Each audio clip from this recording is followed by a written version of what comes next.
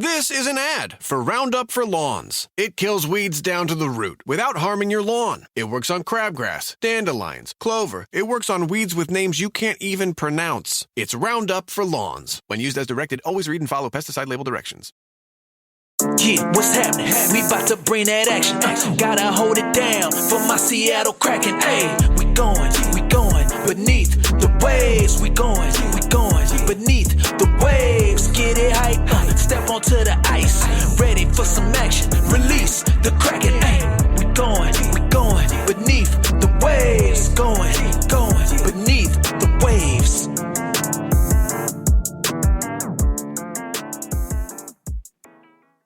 What is up, everybody? Welcome in to another edition of the Beneath the Waves podcast. My name is Matt. It's Heather. It's Derek. And it's Alex. And this is episode 5 of the BTW pod. We'd like to welcome in all our new friends. Welcome back all our returning listeners. Huge thank you to everyone who has joined us so far on this journey. We are a month in. We are just all remarking that we have made it 4 weeks, and we can't believe that this is still going, let alone that there's people out there with open ears who want to listen to us. So thank you all who have come in to join us, dropped a follow, and left a review. Also, we wanted to give a big shout out to everyone who has joined us over on Blue Sky, the new social network platform that's up and running after a certain bird-related app is maybe turning into a dumpster fire. So we've moved over to Blue Sky. Lots of fun there, lots of good vibes, lots of Seattle sports fans joining us over there. So hopefully if you are on Blue Sky, you can join us there too. We are at BTW SEA over there as well, just like everywhere else. And Alex, you have an exciting announcement that you want to let the people know about. I do. Well, this is very, very exciting for all of us here over at the Beneath the Waves. We have officially released a store online. So yes, you can get all our gear and merch over on the Beneath the Waves store. You can find the link to the store in the show notes.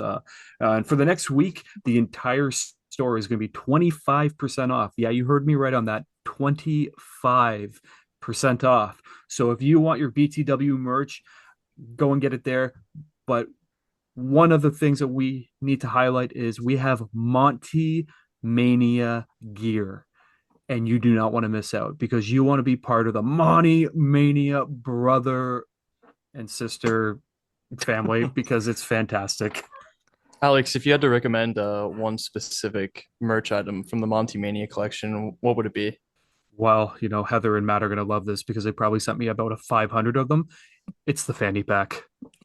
Let's go. Or the Monty Mania crop top. Or crop top. I don't think we can pull off the crop top, though. I'll model them both. Nope. Excellent. So this is a rather exciting week for us because there is actually Seattle Kraken news to talk about. It's been kind of a quiet landscape the last little bit, but we have 4 bits of Kraken news that we want to talk about here and go over. Heather, what do you want to kick us off with?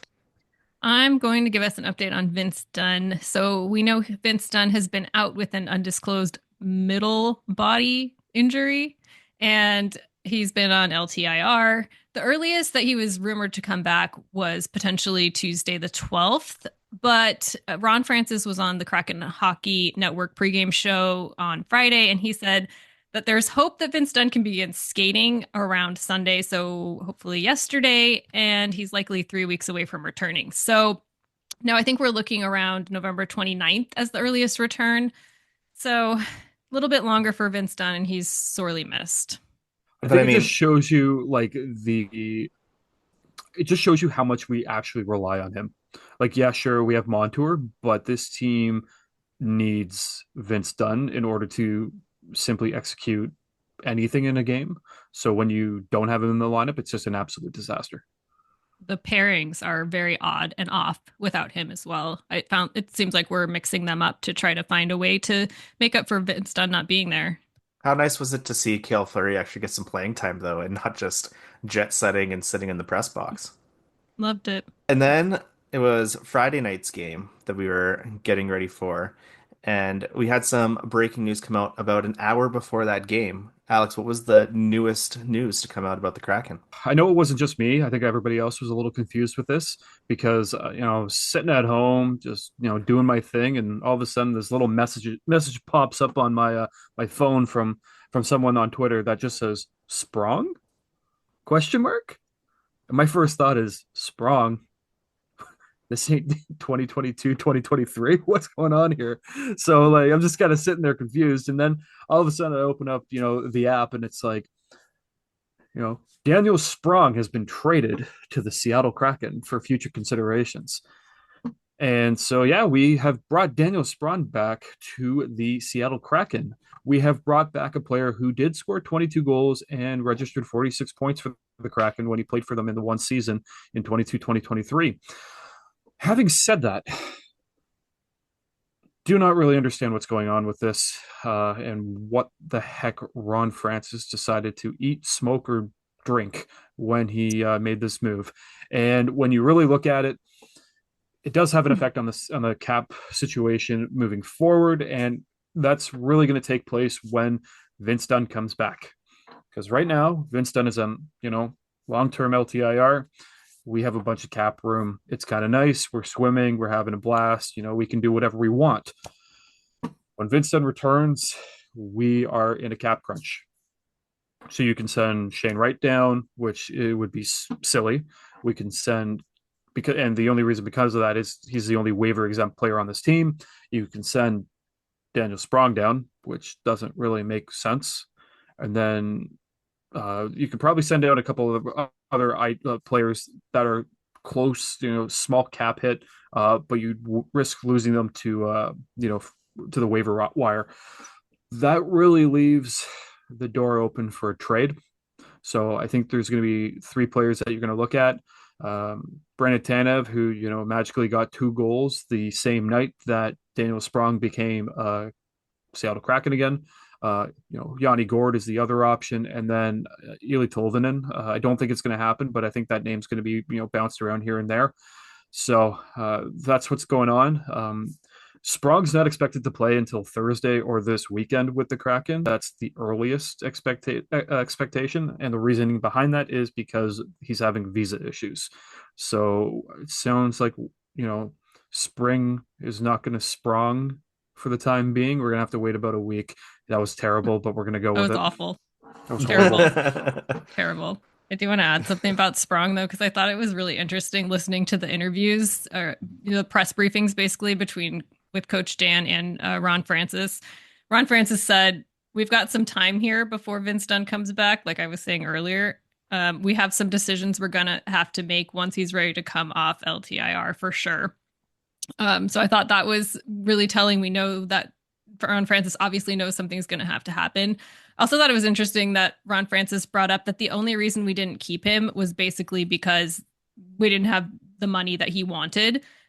He scored those 20 goals and he earned more money, and that's what made him leave, basically. And so there's no bad blood there. It's just that we just really couldn't keep him. And Ron Francis also sees him as a low risk gamble and wants to give him a shot because he knows our team and our locker room. So it's really fascinating. The other thing I just made me laugh so much was Coach Bijlsma, when asked what he knew about Daniel Sprong, he said, he's Dutch. That's what I know. And so that just did not make me feel any better about this move, because what's he going to do with him? I really don't know. I think you hit the nail on the head there with him being low risk. I also think he's low reward. But I mean, he's making under $1 million.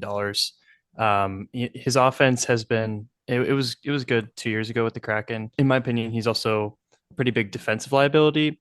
I kind of see this move as a move out of desperation to help a team ignite some offense that, over the last couple of weeks, it's been quite a struggle for us. So, yeah, hopefully something comes good out of it. I just have a question as the super green hockey fan here. Can you explain the future considerations? Is it just it was Friday at 4:55 and they're like, dude, we're about to be out of the office. We'll get back to you on this. We'll take them, sure, and we'll let you know. Or how does the future considerations work? I'm pretty sure it's like what Alex was saying earlier. It's a pretty vacuous term where you don't really know what it means, if anything at all. And I don't know how hockey works specifically, but I've seen in other sports players get traded for like a new copier, a bag of chips, stuff like that. So I don't really know the technicality in the NHLPA, whatever they agreed on. Alex, do you know anything specific to the NHL? technically, in a way, you could easily say that this is a seventh round conditional pick, and the condition that needs to be met is like we need to win the Stanley Cup. It's basically like we just want him off the books. Like if the Kraken somehow win the Stanley Cup this season, then we get a seventh round pick for him. Is that But a like standard agreement, or is that just like an example that you're coming up with? it's an example, like Gotcha. because like you can do a conditional pick, right? Because like sometimes people will do like we traded and got a second round pick, a second conditional pick, but if say like hypothetically, we traded with the Leafs and the Leafs won the cup, then maybe our second round pick turns into a first round pick because they won the cup. Mhm. But so it kind of works like that. So like the seventh conditional, like that, it's just Vancouver getting money off the books and giving Sprong to us for free. Just going back quickly, Vince Dunn might be taken off LTIR sooner than the 29th. Like you could easily see him be reinstated with the Kraken this week, but that means they need to make a trade. It's basically just depending on his fitness level and how they're going to adjust and maneuver the cap. It's kind of like that. So we could see something happen any day. If they determine that he's healthy, we want to start him. If we want him to start practicing with the team, we're going to have to readjust the cap here and take him off at LTIR. So we could see something happen, like I said, any day. So it's going to be kind of one of those things where you just got to keep an eye on the team daily because anything could happen. We could easily see someone traded within the next 24 hours, or we might be waiting till the end of the month. Also on the injury front, we had an unfortunate injury develop on, I believe it was Thursday night last week. Derek, what's our other injury that's come to the surface? That's actually my favorite player on the team, Matt. It's Phillip Grubauer. And unfortunate is a good way to put it. It's an unfortunate at-home injury. That's what we're dealing with here. A lot to speculate about, but he suffered an at-home injury, prevented him from being in the lineup against Vegas, and Alice Stasko was recalled as a backup for the game. He was then sent down after the game and emergency recalled today, actually. So it's unlikely that Grubauer is going to be back for tomorrow's game. But he did appear at the Super Skill Showcase, and we got a little more insight into his injury because his nose was completely destroyed. Stitches all over the place, discoloration, enlargement, a lot of different adjectives, to describe that. I do have a source from Twitter. This is from Chrissy Toot Dots, who tweeted out, outing myself as a horse girl on Maine to say that, in my utterly unqualified opinion, this was either a horse's head versus human head type situation or human head versus branch at high speed situation. Been there, buddy. Either way, my condolences. So no. it appears that my initial speculation was correct, that this is or maybe a horse-related injury. It would Oh, certainly why? be on brand. Yeah. Honestly, I don't know why the first thing I thought of when I saw his face was one of the opening scenes from Red Dead Redemption 2 where you're just casually walking and the guy there's some random like non-playable character gets kicked in the face by a horse. And like that's immediately what I thought of. I was like, oh yeah, that happened. Do you think at the Super Skills Showcase he was like side-eyeing that miniature horse that was in the front row along the glass? Be like, he was supposed to be behind the bench at first, but he's like, no, no, no, you keep him on that side. I'm going Knowing to be on this Grubauer side. and how much he loves his horses, he has to only blame himself. There's no way he could blame a horse. There's no way. Like Derek said, he did show up at Saturday's Super Skills Showcase that happened at Climate Pledge Arena.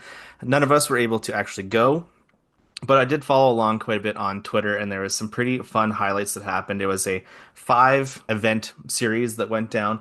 There was at first, maybe not necessarily in this order, but there was the hardest shot competition, which was won by Jamie Alexiak with a hardest shot speed of 101.6 miles per hour. I'd really hope that we can see that more often in the game. It's like, hey, you're showing us you can blast an absolute missile. Maybe we actually do that a time or two and just see what happens. He scored once this season, so maybe it'll happen again. So that got a point or points on the board for Team Joey. We also had the relay race, and that was won by Monty, Tolvi, and Turbo for Team Joey. I don't think there's any surprise that Turbo won a speed-based competition. That seems pretty on brand for him. Captain Jordan Eberly took the accuracy shooting for also Team Joey with a time of 14.966 seconds. So it's nice to see that he's still staying nice and crisp with those shots and hitting all those targets. I think the absolute highlight at least on my Twitter feed for the whole event, was Shane Wright and the breakaway challenge that happened. He had this ridiculous spinorama Michigan type of move that he put past the goalie. And there's a nice soundbite after where someone had asked him, when are you going to bust that out in an actual game? And he said he'd absolutely never do it because Disco Dan's would kill him for doing such a thing. Although it would be pretty sweet to see him bust that out. And then lastly, Team Gru won the 3-on-3 competition with Adam Larson winning the sudden death shootout. And when you tally up the scorecards at the end of that, that's a victory for Team Gru, which is a victory for Matt and Derek. So sorry, Team Joey on the left side of our Zoom call, but that's a big W for the good guys. There was some fishy scoring. Ask Joey. Joey's asking for recounts. Just us. They're always going to ask for recounts after they lose, but really this tells a lot to the audience about, if you're only going to trust two of us, which ones to trust, and so do not trust me. Do not. Following the Super Skill Showcase, I think that choice is clear in Matt and Derek, just saying. You can trust me to make stupid TikToks. That's about it. Everyone trusts me, so let's be honest. It's Heather knows all. That's the pattern that's developed over the last 4 weeks. It was until the Super Skill Showcase. So at the time that we're recording this, it is a holiday for both of us in our independent countries. And on holidays, the Postal Service shuts down. Nothing's out and about. But here at BTW, the mail never stops. And what time is it, Derek? It's mailbag time, yo. We did receive mail today on a holiday. That was pretty weird. Thought that wasn't going to be possible, but it was. So the first question we have is from Virginia, who's less cute, more shoot on Twitter. And she says, when do you think Spronger will get here and who will he replace? So first of all, Sprong should be here November 14th. And apparently, as was mentioned earlier, he is dealing with a work visa thing to get down to the better country of the United States compared to Canada. And I would say he will likely slot into like a fourth line wing spot. We don't know for sure if he's even going to have like an everyday role. It's definitely not guaranteed. He's making under $1 million, like we mentioned earlier. And it's remained to be seen whether he's going to perform the same way he did 2 seasons ago for us. If he performs even close, he's definitely going to be here though. The second question is from Paul Cronin. It's a little more in depth, but he says the Kraken are closer to a top 3 pick than a playoff spot. In your heart of hearts, do you want to A, tank for a potential star, sell off vets, play the kids to keep it interesting at least, or B, do everything possible to scrape into the playoffs, hang on to the veterans, etc.? So for us here, I just wanted to lay out what I thought was sort of like a basic structural map, and then all 4 of us can discuss where we lie on this philosophy after I do so. So on offense, I think me personally, the only people we should ever move in a situation like this to make room for younger guys during a tank would be Jaden Schwartz, who's 32 with 1 year left after this at $5.5 million. Yanni Gord, who's also 32, is an unrestricted free agent after this year at $5.1 million. And Brandon Tanev, who is also 32. You see a theme here, right? Undrafted free agent after this year at $3.5 million. These are the only guys that are over 30 besides Stevie and Ebbs. And Stevie we have until 2031 when he's 37 years old. And Ebbs is our brand new captain that we have for only 1 more year after this. So I think we should keep him for leadership. On defense, I really think the only person you should ever move is Jamie Alexiak. He's 31, very replaceable, and makes more than he should, in my opinion, at $4.6 million a year. We also only have him for 1 more year after this. Everyone other than that is part of the core. I will say that if we wanted to get a lot of value on offense, we could move Tolvanen maybe, who's younger and cheaper. And also on defense, William Borgen, who is also younger and cheaper, and I think outperforms his contract. And then not surprisingly, for goaltending, the only thing that we can really do that would make sense is a Grubauer buyout. For reasons that we covered extensively in our second episode. But in short, if the team was to tank, this would be at the top of the order to get done. So I kind of want to bounce it around the room now and just get your guys' thoughts as to where on this spectrum of completely pedal to the floorboard still trying to win, or completely selling off everybody, or where do you lie on that? I think for me, this month, we talked about it a little bit on stream, but this month is really vital to where we're going to go with this team this year.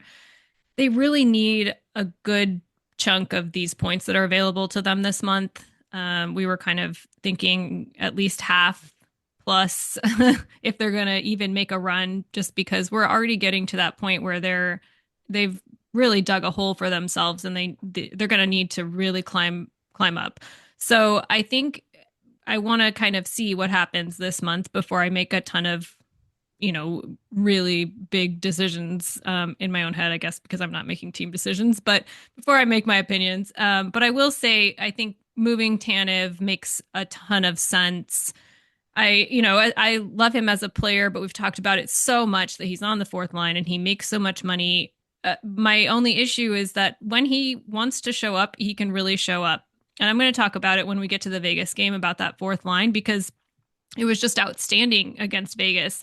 So it's really hard to think that somebody can show up that way and then we're going to get rid of him, but it needs to be consistent as well. So I think moving him makes sense. I think moving Gord, at least at the deadline, makes a ton of sense.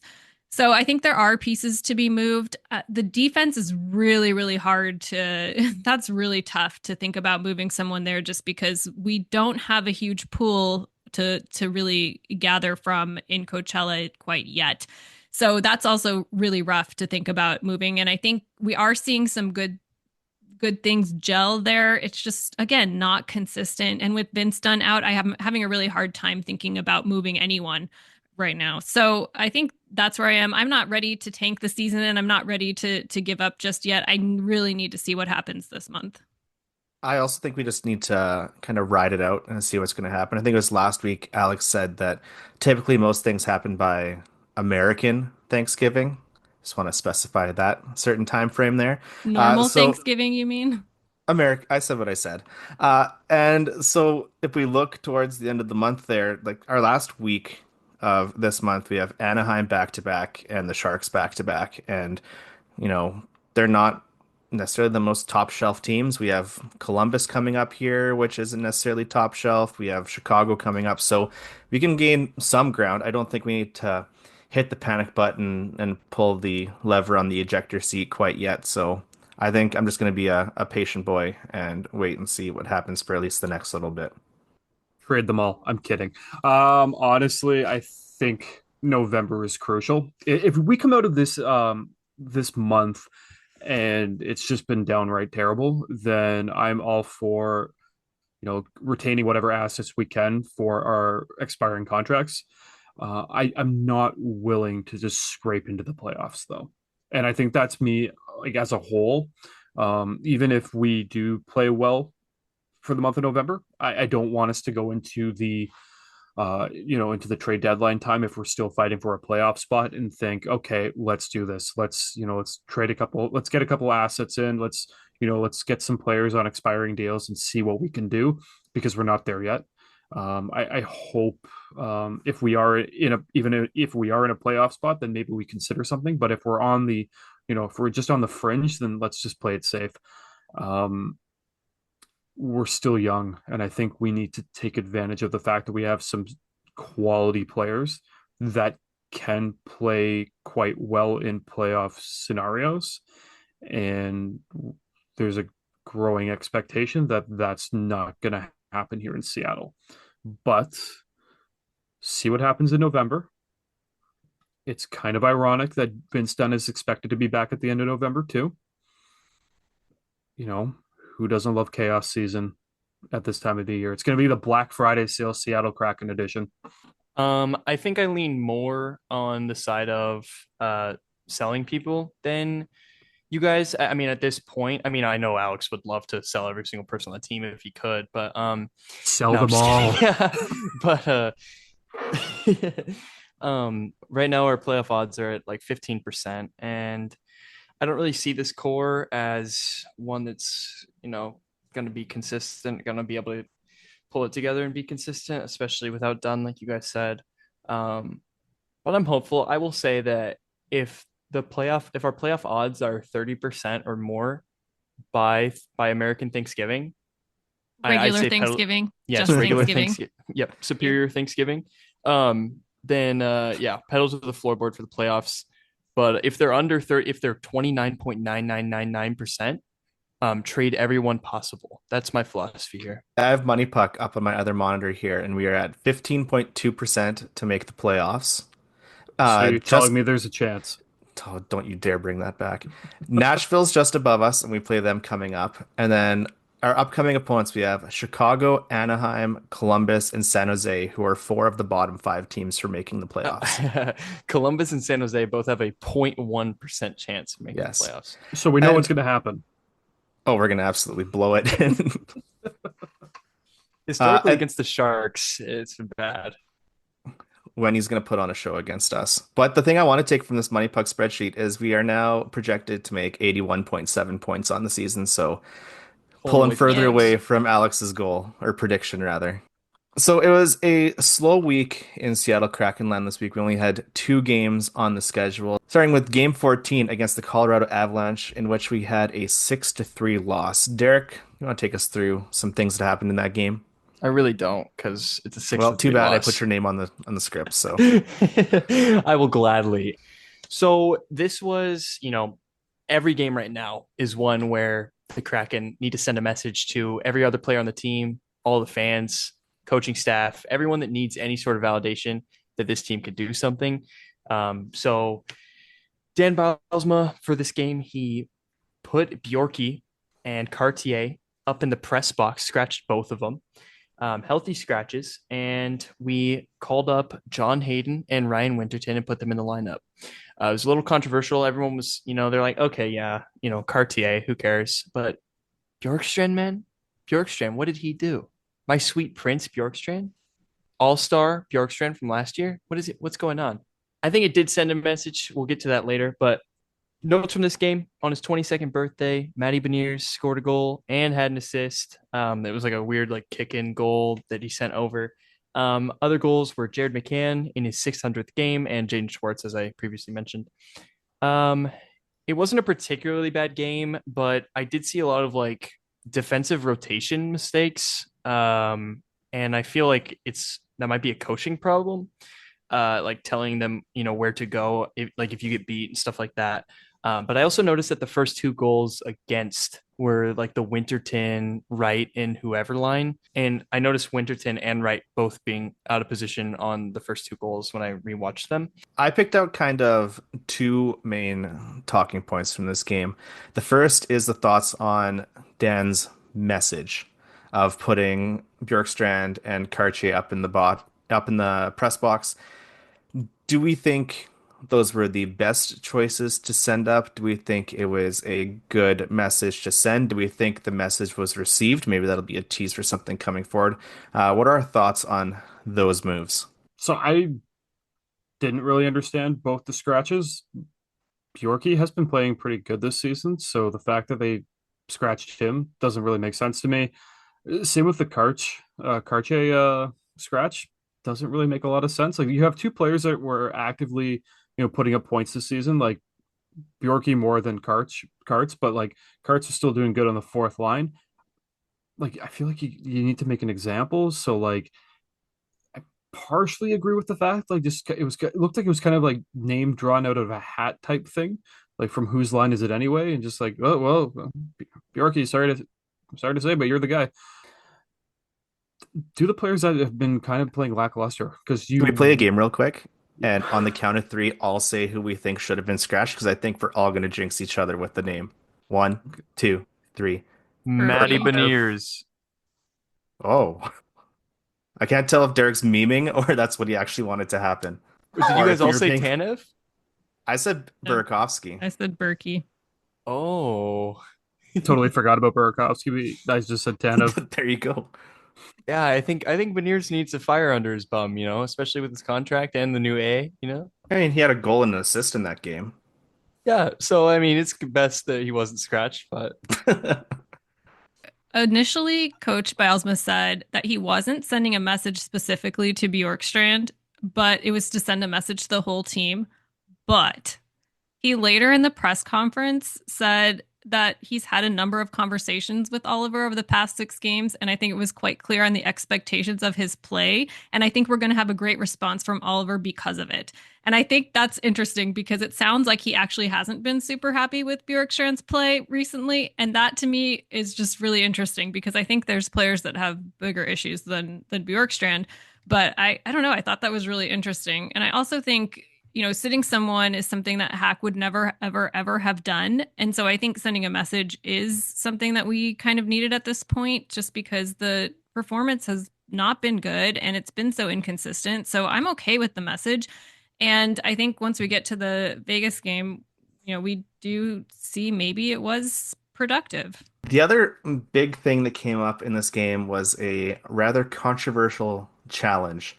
So there was a goal that was scored against Seattle, and Disco Dan calls the referee over and says, "We want to do a challenge for offside." And they run the replay, and it appears clearly offside. He's well over the blue line, so the goal is called off. Then Colorado coach Jared Bednar comes over and says, "No, no, you need to take a look back further because what happened was the puck came around to their end because Yanni Gord missed a shot and it wrapped around the boards and nobody touched it after him. So we were technically in last possession of it. So actually it was a good goal and it stalled probably 6, 7, 8 minutes of the game. It was a long pause in the game. The in arena music producer was putting on what's going on because no one had any clue. They weren't telling anyone anything. And it was just a big, I think, momentum killer for the team. And I had the thought, and I think I said in our group chat too, like, oh, there is no coming back from this. This actually just absolutely just sapped all of the momentum out of the game that we were having. Do we have thoughts on this challenge and how it played out? I know as I was recapping that there, Alex was just, you could see the steam coming from his ears and shaking his head. So tell us your true thoughts there, Alex. Just another way for Toronto to screw everybody else up because that's where the NHL makes their final decisions. This whole challenge decision catastrophe was an absolute abomination to the sport of hockey. Officials don't know how to officiate. Apparently, the officiating down in Toronto doesn't know how to communicate. They don't know how to communicate to the head coaches. Nobody knew what was going on. The audacity that the fact that the Kraken can make a challenge, the decision on the ice can be, hey, it's no goal, the player was offside, to the Avalanche being like, no, no, wait, you need to look at that again. No challenge in sight. For the refs to be like, oh, okay, we just already called this no goal, to go back to not inform anybody as to what they were doing, to then see, oh, yeah, the Kraken shot it around. It's technically not offside because nobody touched it. And then not only award the goal, but then give the Kraken a penalty.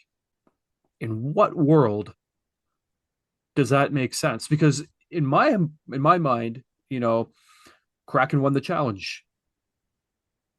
Colorado never actually challenged the challenge. So they should just go, okay, it was a goal, challenge doesn't exist, no penalty on the play, goal counts. We'll move forward with that.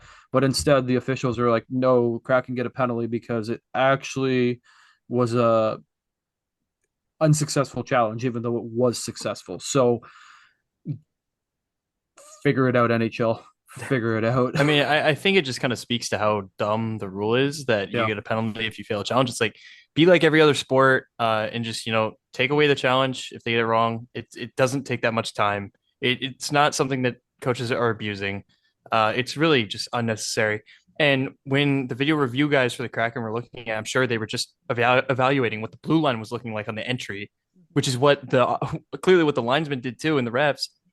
So they needed to be asked like a second time to go and look back further. So if the refs had to be asked to do that, I think the same standard should be applied to the Kraken's video review people and coach. They shouldn't have a penalty. It's ridiculous.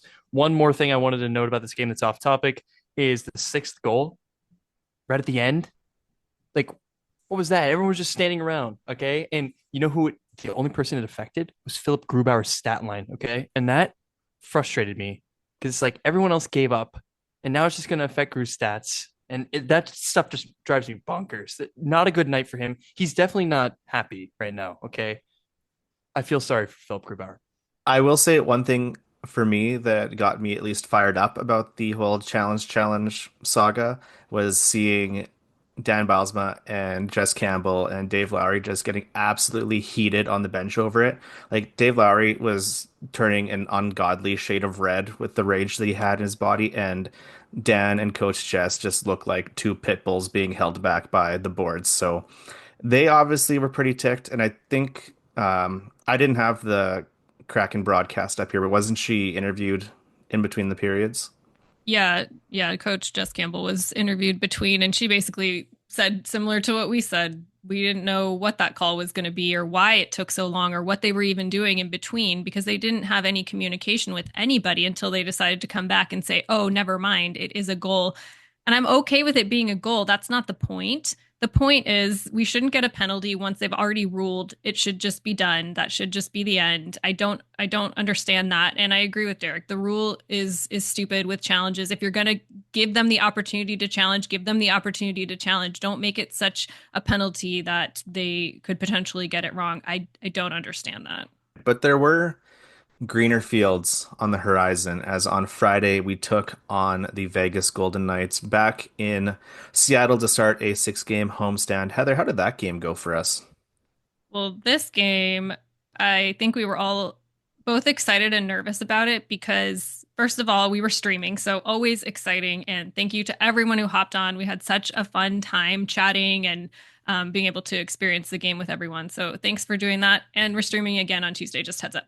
But I think we were also excited because we just heard about Sprong. So maybe excited, but also like a little questioning about what's going on. But it was sort of an interesting dynamic there just because lots of things were going on. We were wondering if Turbo would actually show up to the physical game just because of that. But of course he did. And then he also really showed up. So this was a game that I was nervous about just because it's Vegas. We have not beat them at CPA. We've only ever beat them in the Winter Classic. So I was very nervous about that. But Allison Lucan called this the best complete and total effort of the season. And I'm going to personally give another shout out to the dream team of Linda Cohn and Allison, just breaking down plays during intermission, Piper giving us intermission interviews, just saying the women were on fire and they belong in sports. But a couple things in this game. It was a 4-3 overtime win. Penalties were a big issue.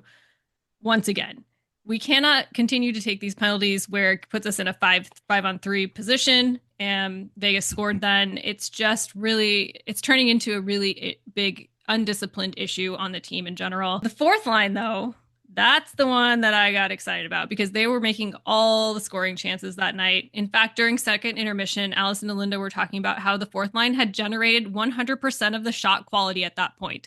100%. That is wild. That also led to Tanev's 2 goals. And like we were saying, we were kind of wondering, would he show up? And he definitely did. And there was something that I noticed in Tanev's second goal that I really liked, but I actually, because we were chatting, I sort of missed who initially scored it because when I looked up to see, Tanev was actually like pointing at Cartier, giving him a lot of like encouragement and excitement. And I almost thought, oh, is it Carts? I even said that out loud. But it was literally just Tanev giving him praise after he had been scratched and saying, hey, like, good job. Like, you got that, you got that puck to me because he won a battle behind the net and then got it net front to Tanev, who shot the puck in the net.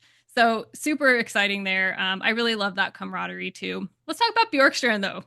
Let's like sitting him maybe was the right move because he was the one who scored that third goal for us. And, you know, it was actually a pretty good game back for him. He wasn't like super spectacular or anything. He didn't even have a ton of time on ice, but he won this really great puck battle in the first. And just other little things like that, really simple plays. And I think that that's what he really needed, maybe just to kind of get back to basics. The goal at the end to tie the game that Vegas scored was just sort of a heartbreaker. Usually I would be really upset about it, to be honest. Lars was actually defending really well at that point, and the puck just went off his skate into the net. It was just really bad puck luck. Like I don't really blame anyone there. Like it's just one of those things where it just was not in our favor. So I'm not even going to complain about us giving away a goal at the end of the game. Because it just was one of those bad puck lucks. But OT was super exciting. Canner got the OT winner 43 seconds in. He stripped the puck from Jack Eichel. Montour got it back to him in the neutral zone. And then Canada just went on this beautiful breakaway to the net, and I could see it coming. You've seen our video, I hope, on our account. I saw it coming before it happened. It's one of those where you're like, oh, he's going to do it. He's going to do it. So it was just a very exciting OT, but finally one that went in our favor and very quickly. So good game overall. Pretty excited that we beat Vegas. That was kind of the cherry on top for me. Just gonna say, it was really exciting watching you celebrate the overtime winner about 2.5 minutes before I even got to witness it. So, shout out to Canadian streaming services. Y'all are the MVPs. Not actually, but no, great turnaround game. Desperately needed it. I don't think any of us expected this, especially against the Golden Knights. Golden Knights had like 9 wins on the season before this game. So, the expectation going into this was, we might show up. So the fact that we not only came back from a deficit and pulled off a win in overtime, completely shocking. Matt's over there celebrating because his overtime loss streak is standing firm and strong. So that end of year prediction is still doing quite well. Yeah, I'm glad that you brought up that Karts was part of the second turbo goal because I didn't log that till just now. So that even just helps boost the positive outcome of him and Ollie being up in the press box the game previous. So I'm glad to see them both bounce back, and maybe there is a method to Disco's madness and the choices that he's making, and in Dan we trust, and we should never question him ever again. We'll see how that continues going forward. Shout out, like Alex said, to Sportsnet streaming service up here in Canada, because if you watch the clip of us celebrating the Jared McCann overtime goal, it is not us celebrating the goal, it is us celebrating Heather's reaction to the goal, because that is how we knew that the game was over, because I wasn't as bad as Alex. I think I was only maybe like 35 seconds behind, but you can see the excitement swell up in her face, just get more and more amped up as he gets closer to the net, and then we all celebrate at the end. So really good, exciting game against a really tough team. So hopefully that gives us some momentum to carry forward. Yeah, I agree with you guys. And I actually think the biggest moment in that game was Ty Cartier winning that board battle against the 2 Vegas Golden Knights and getting it to Tanev right after the faceoff, wide open in the slot.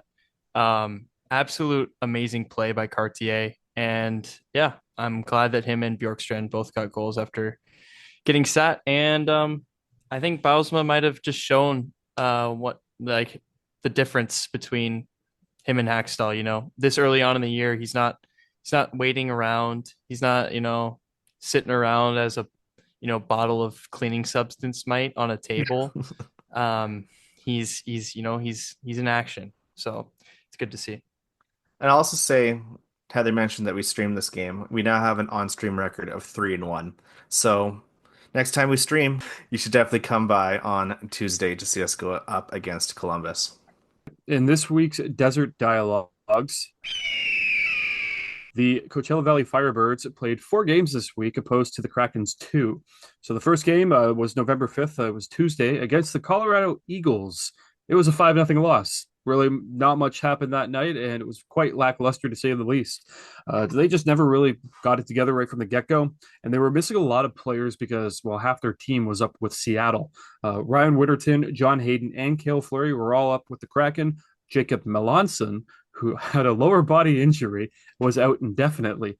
And still missing Captain Max McCormick with his upper body injury. So tough missing all those players, especially because Winterton had clearly been making a difference coming off that 4-point night the game before.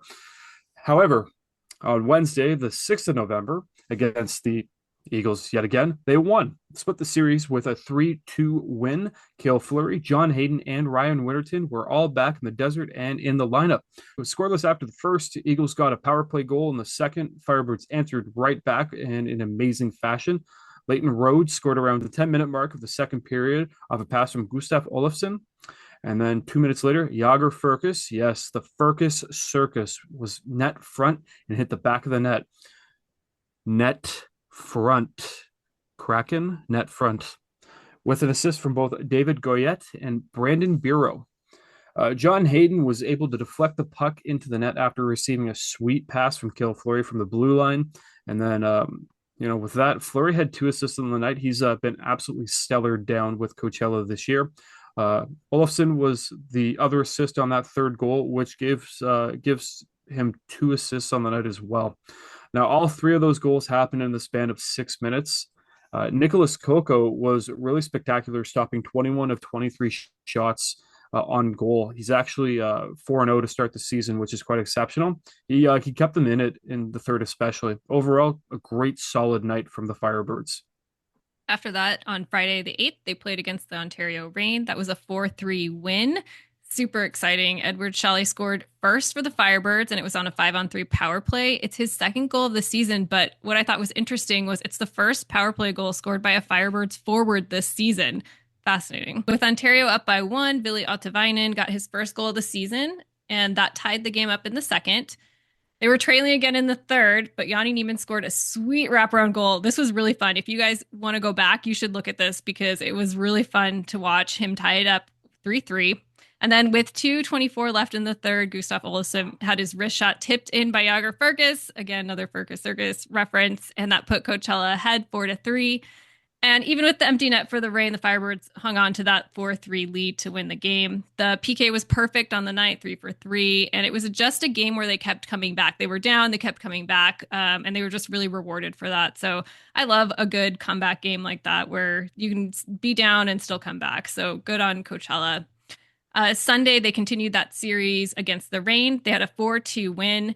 Tucker Robinson opened scoring with his first of the season. That was just 2 minutes and 40 seconds into the first period. Then the Reign scored twice in the first, but in the second, Ottavainen tied it up with an unassisted goal. That was also really fun. So you should go check the highlights on Coachella's Twitter because I really enjoyed watching them again. Edward Chalet got the puck to Logan Morrison, who fed the puck to my favorite Ryan Winterton, and his one-timer gave the Firebirds the lead. And this was Winterton's fourth goal of the season.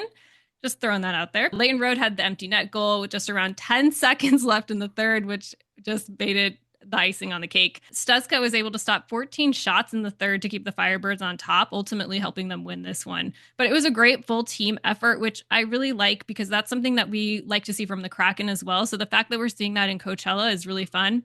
Edward Chalet had 2 assists. Ryan Winterton had an assist. Ian McKinnon had an assist. Ben Myers had an assist. And Logan Morrison had an assist. So just a really complete game from everybody. If you want to watch the upcoming games, they play on Friday the 15th and Saturday the 16th against the Abbotsford Canucks. And Alex, do you want to give them our top Firebirds for the season so far? Certainly, it's actually kind of crazy when you actually look at these top 4 players that are leading the team in points. Ryan Winterton, who's been, he came up to the Seattle Kraken for a game. He's been leading the team with in 10 games played. He's got 4 goals and 4 assists for 8 points on the season. The Jager Fergus Circus is also there with 10 games played, 3 goals and 5 assists for 8 points on the year. Ben Myers has played 11 games, has 2 goals and 6 assists for 8 points on the season as well. And one notable Edward Chalet, he has played 8 games.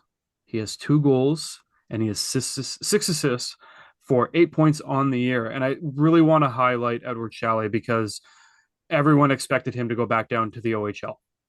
It was an expectation. Nobody expected him to stay with Coachella, and he has been lights out. He hasn't played all the games this season with the team, but he's currently, he's a team leader in points. He's tied with the top 3 other guys, and he's really playing it. And this is just doing wonders for his development. So if you're able to watch any Firebird games, definitely track Chalet because he's definitely a talent coming up with the Kraken organization, and not to mention Fergus and Winterton. Those 2 guys are going to be exceptional as well. And then Ben Myers is, signed the contract this offseason, and he's someone that you can definitely keep an eye on, especially depending how the Kraken are doing. He could be somebody that you could easily slot in on the 4th line. And this will take us into our recurring segment every week, the Sound Table.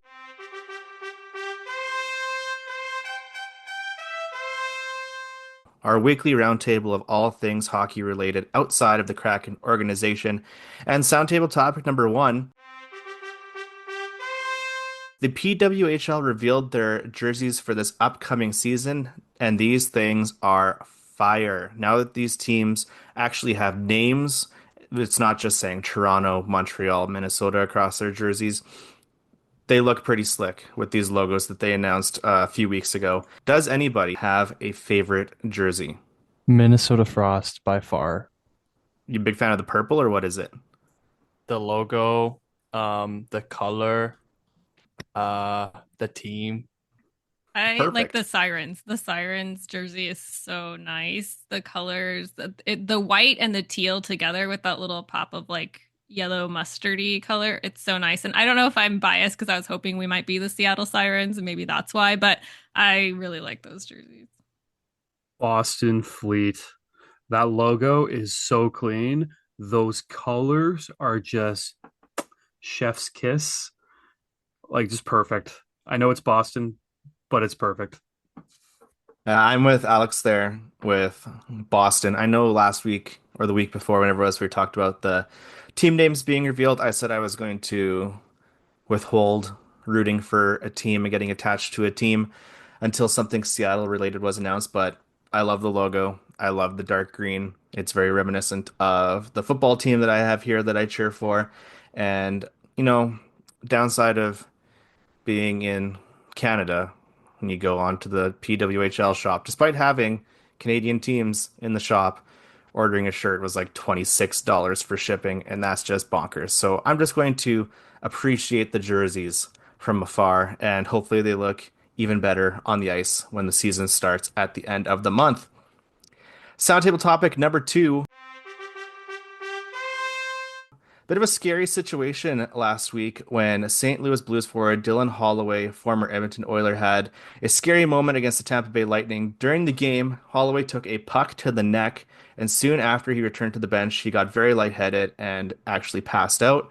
Medical staff came and stretchered him off the bench to an ambulance, and he was able to return for the next game. Fortunately, Dylan was in good spirits despite the scary situation. In a scrum that I heard a few days later, Holloway said, "As soon as I got hit, I knew something was a little off, but then I saw we got a 2-on-1 and I couldn't pass up that opportunity." And all I have to say about that is hockey players are just built a little different. It's definitely a scary situation when you look at like, taking a puck to the neck. You wonder if like a neck guard would help, soften the blow, but I know that's been definitely a conversation for the last couple of years. But that like tenacity of like a player, like, dealing with like an injury that, could be critical and being like, well, I saw 2-on-1, so I just had to go. It does give me reminiscence of Richard Peverley when he played for the Dallas Stars years ago. He ended up having, I believe it was a heart attack on the bench and literally flatlining on the bench. And then when they revived him, he woke up and I'm pretty sure he was like, "Oh, I'm ready to go." And they're like, "No, you're not. You are not playing again." So hockey players are just a different breed. They really are, especially in the playoffs. Being like, "Oh, what happened?" "Oh, I just, I punctured my lung, but I kept playing." And you're like, "You are crazy." Like, just different breed, man. Different breed. Didn't Jordan Eberle play like the last quarter of the season with a broken hand or something last year? Oh yeah. What Holloway said afterwards was the puck hit a nerve in his neck, and the way that he explained it was it's similar to like in an MMA fight when someone's getting choked out and that nerve just gets pinched, you just black out and fall down, and I guess it was just a delayed nerve response for that. So glad to see that he's doing okay and he's back at it, and yeah, just fortunate that he made it out of that all right. Sound table topic number three. During Saturday's game between the Dallas Stars and Winnipeg Jets in Winnipeg, Stars goaltender Jake Ottinger was pulled from the net after letting in 4 goals on 15 shots. The Jets fans seemed to love this and showered Otter with chants of U.S. backup, clap, clap, clap, clap, clap, as him and Connor Hellebuck are contenders for the starting position of the Four Nations face-off team for the USA. Absolutely cold. If you hear the sound of the crowd in the clip. I saw it on Reddit. I think it's on Twitter as well. They are just berating this poor guy standing in net.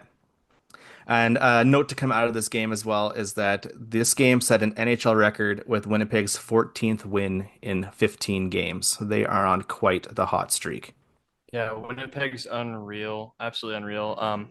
Their numbers above expected are like the highest I've ever seen ever. So they'll probably come back down to earth. But just one thing I want to say on this is minor league hockey, college hockey, NHL, the creativity of some crowds with their anti-goalie chants are just awesome. Growing up, going to the Thunderbirds games, WHL, it would always just be the goalie's last name over and over and over again, and then you suck. But like you got like the Nashville Predators, they have like this paragraph that they read after every single goal to each goalie. So I like U.S. backup. That's pretty good. I just don't know why Winnipeg was chirping him so hard, because the fact that you can say that you have Ottinger and you have Hellebuck as your 1-2 punch for goaltending as for the United States, and you're in Canada when your number one goaltender is like Samuel Montembeault is not too exciting and slightly stressful. Canada's going to have to face two behemoths, and the US are going to come face off against Canada. They're going to be like, oh, look, it's this little tiny squid. How you doing? How you doing? We're going to put so many pucks behind you. Oh, it's going to be bad. I'm so scared for Canada. Sound table topic number 4. We had a bit of a passing of the torch moment last week. The NHL's youngest player, Macklin Celebrini, scored against the NHL's oldest player, Marc-Andre Fleury. I just thought that was a fun little stat. You have the young buck going against the soon-to-be retired vet. And then we have a bit of a Venn diagram forming by these next points. Maybe we'll lump them all together into one. Sound table topic number 5. This week marked the first time ever that Sidney Crosby and Alexander Ovechkin were named the NHL's 3 stars in the same week.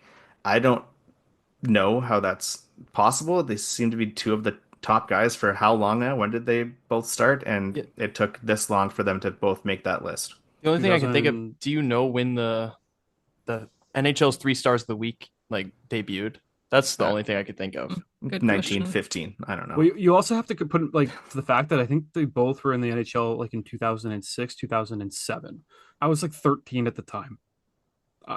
I'm the inverse of those numbers now. So like it's like that's just mind blowing to actually think that this is the first time ever that's happened. Speaking of Sidney Crosby, he now is the NHL record holder for all-time face-off wins. I really should have put the number there. 10,762. Are you making up a number? Yeah.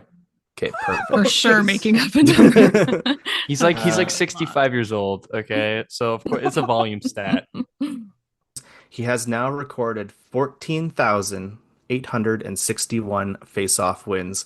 That's out of 28,000 or so. So he has a face-off win percentage of 52.65% in his career. When we were joking about 10,000, I literally thought that was such an overestimation. How is it bigger than what I made up to be yes, outlandishly big? I don't know, but we're definitely including that part that I was going to throw on the editing room floor right there. How many have the Kraken won over the last 4 seasons? 5.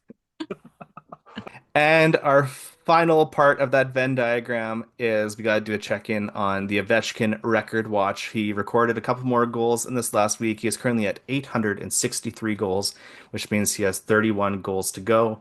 And he's just going to hunker down at the top of that face-off circle and just windmill pucks over and over and over again until he smashes Wayne Gretzky's record. And with that sound table discussion, Heather, do you want to let people know what our week ahead looks like? I would love to. The Kraken actually started a pretty lengthy homestand with their game against Vegas. So our next game is Tuesday, November 12th against the Columbus Blue Jackets, and we are streaming this one, and I'm so excited. So you don't want to miss it. We are 3-1 on streaming nights, and we want to keep it going, and we need your help, and we need your chats, and we need your company. So come hang out with us on YouTube, BTW SEA. Then the next game is Thursday, November 14th versus the Chicago Blackhawks. And then Saturday, November 16th versus the New York Islanders. And Sunday, November 17th versus the New York Rangers. Awesome. So very, very busy week ahead. Hey, Derek, do you want to take us out of here and let people know where they can find us? Absolutely, Matt. First of all, make sure to sub to the YouTube live stream on Tuesday with our live commentary and post-game discussion. Also, please drop a follow and a 5-star review on the podcast app of your choice. And as we mentioned at the beginning of the episode, make sure to go to our shop, get a Monty Mania shirt, get a Monty Mania beanie, have a little matching apparel outfit. You know what I'm saying? Monty Mania era is upon us. Shop link in the show notes. And you might be asking yourself, where can I find how to sub to the YouTube? Where can I find all of your social medias? Where can I find your shop? All that sort of stuff. Beep, beep, beep, beep, beep, beep, beep, beep. BTWSEA. And with that, have a great rest of your week. And yeah, love you guys. Catch you later, everybody. Release the Kraken, we going beneath the waves, going beneath the waves.